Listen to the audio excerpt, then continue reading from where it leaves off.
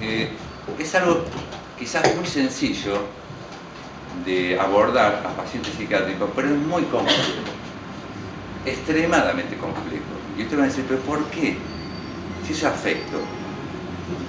El afecto se lo damos a nuestras familias, a nuestros hijos, a nuestros nietos, a nuestros maridos, pero sumado al afecto, a lo terapéutico, cambia el abordaje, ¿no? Afecto solo, terapéutico,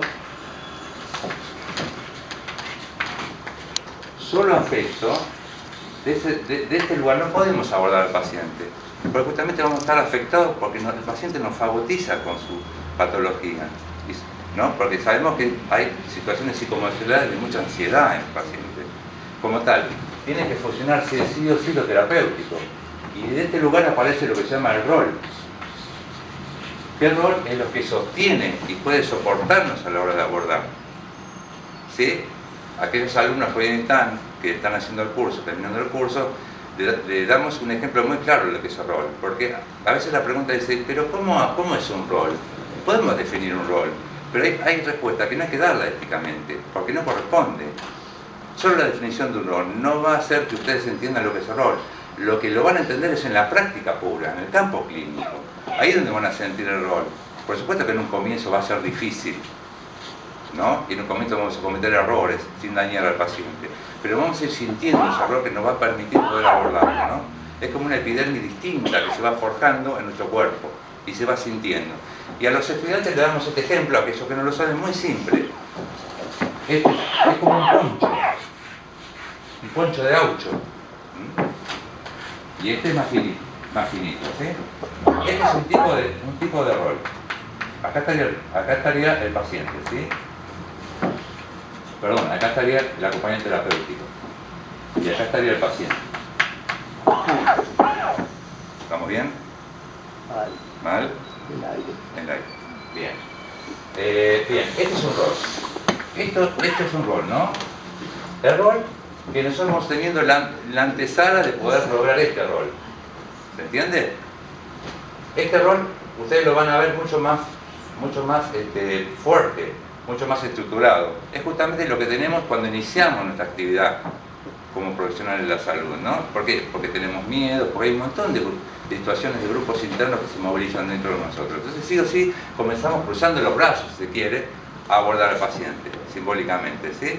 Luego, aquel que se da cuenta y tiene un insight, se da cuenta que este error no permite llegar al paciente porque no se está afectando uno con el paciente en esta disociación que hay que tener en esta distancia necesaria para poder trabajar luego con caja de herramientas. ¿Muy bien? Entonces, simbólicamente sería esta distancia, pero no es una distancia de no llegar al paciente, sino es una distancia que me permita abrir mi caja de herramientas y lograr instrumentalmente poder abordarlo desde un rol. ¿Sí? En este caso el paciente siente que el profesional siente no como un rechazo, sino siente no una transferencia, no hay transferencia. No logra el profesional lograr una transferencia con el paciente, ¿no? ¿Por qué? Porque está muy rígido, muy estructurado. El profesional tiene miedo y es lógico que sea así, porque no se juzga, sino es un proceso lógico que hay que tener en la clínica. Y luego, ¿qué pasa? Aquel que se da cuenta, y algunos no, siguen para toda la vida con este rol, ¿sí? Empieza a forjarse un rol propio, distinto, más fino, más delicado, ¿no? Y con un agujerito chiquitito en ese poncho, con una remera vieja que tenemos, con un agujerito. Bueno, ese agujerito es muy importante, porque ahí es donde ingresan las ansiedades del paciente. Y dialécticamente nos va ingresando en nuestro pensar y en nuestro sentido. ¿Vamos bien? Hay que permitir que ingrese la ansiedad del paciente, porque si no podemos entender qué le está sucediendo.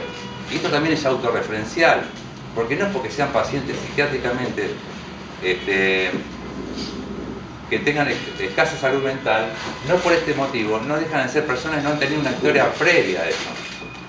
Como tal, si hay un paciente que tuvo un duelo, una muerte de un hermano, y yo estuve en la misma situación, lo autorreferencial de mi propia historia me va a servir para poder acercarme, porque el otro es el otro, diría Lacan.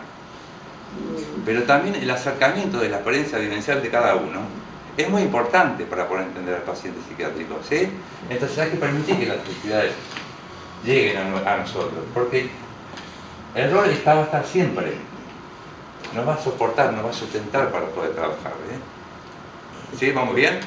Entonces, afecto solo no sirve.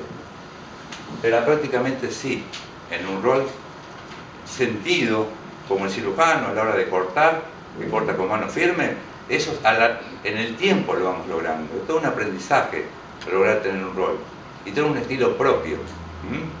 Y el afecto también viene también de nuestras bases. Si nosotros tenemos una historia distinta a la que tiene el otro, también podemos llevar esas mochilas a nuestra profesión.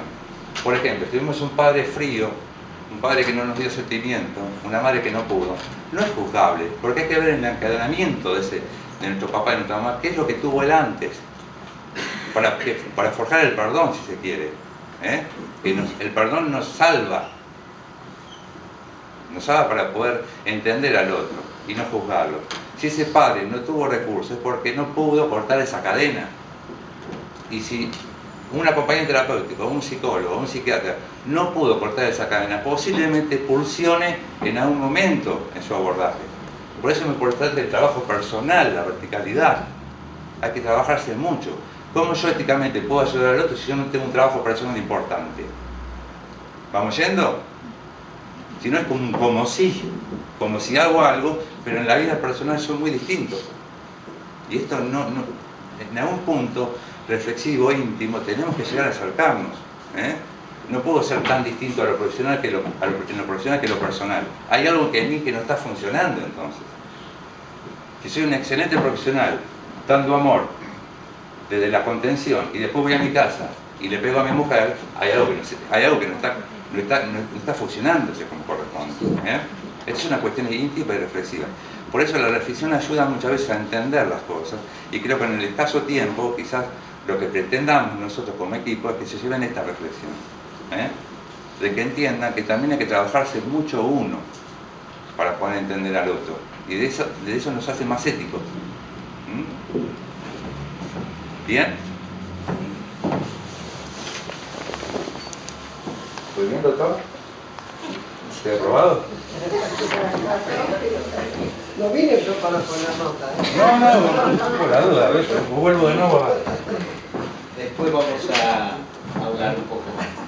Bueno, ¿y qué es lo religioso? Lo religioso, que estamos en un ámbito también religioso, por supuesto.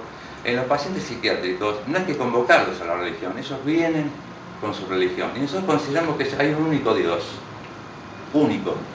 Y eso nos permite no juzgar al otro tampoco. No decir, vos sos de esto, tenés la camiseta de Boca, no, vos tenés la camiseta de River. No, hay un único Dios. Como tal, el paciente psiquiátrico, la parte religiosa y más en la parte de adicciones, es fundamental. Es su contención. ¿Y quién no convocó a Dios en un momento de depresión y soledad? Todos. Cuando nos hemos sentido solos, lo hemos convocado a Dios, porque es el único en el que nos puede sostener en esos momentos.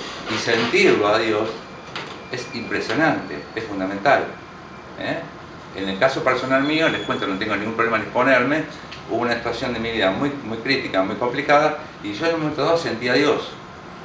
Lo sentí dentro mío, a tal punto que tuve como una sensación de hormigueo, de carne de gallina, como se dice, y ahí me di cuenta que existía. Por eso la religión es fundamental en los pacientes. Ellos ya vienen con sus cruces, vienen con su palabra, vienen con toda una suerte de sostenimiento más allá de lo terapéutico.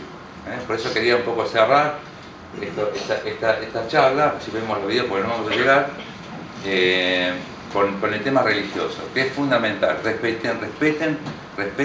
Respeten las religiones, no las juzguen. De todas podemos aprender algo. Gracias.